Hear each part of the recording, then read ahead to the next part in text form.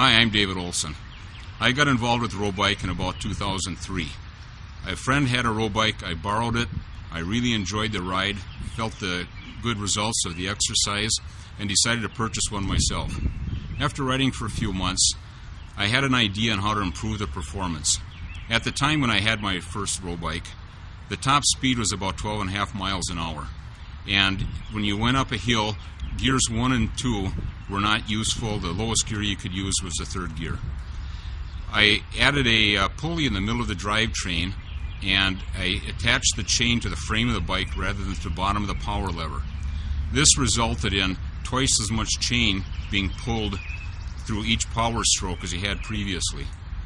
The result of this was that all the gears worked correctly, first gear all the way through 7.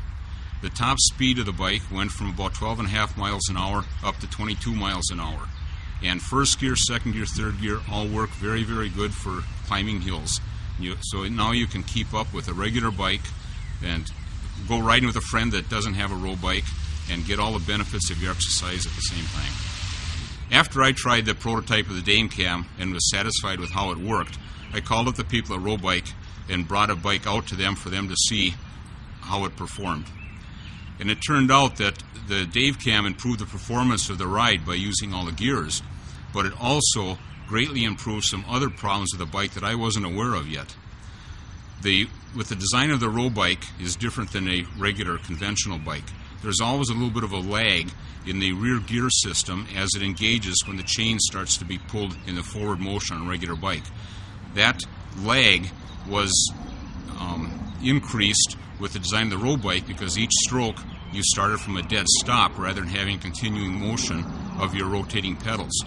By using the Dave Cam and pulling twice as much chain with each power stroke, you reduce that lag time, what they call catch, by half.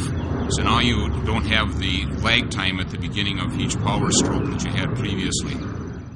One of the other improvements that I made with the Rowbike, in addition to the Dave Cam, was to eliminate some noise. The previous design of the Rowbike, the chain was quite noisy as it entered the inside of the power lever to be where the slack to be taken up by the shock cord or the bungee cord that's inside. I discovered through some experimentation that the noise was coming from the fact that the nylon was very smooth on the roller that the chain went across, and the chain was metal, so there was no friction to get the roller turning as the chain went across it. This resulted in a clicking noise. I went to the hardware store and bought a simple O-ring that's used in plumbing applications and installed it on a nylon roller. This adds enough friction that the roller now rotates at the same speed as the chain going over it. And the Rowbike is now quiet, and you can carry on a conversation and have the bike sound just like a regular bike. I'm proud to say that the Dave Cam and the O-ring noise reduction on the bottom of the power lever and several other improvements are all included in the new 2006 model Rowbikes. I normally Rowbike at least 3 times a week. I like to do it as often as I can. It's fun, it's exciting, and you feel like a rock star when you're out there doing it. You can't go any place without somebody noticing the Rowbike and asking you questions about it. It's just a blast.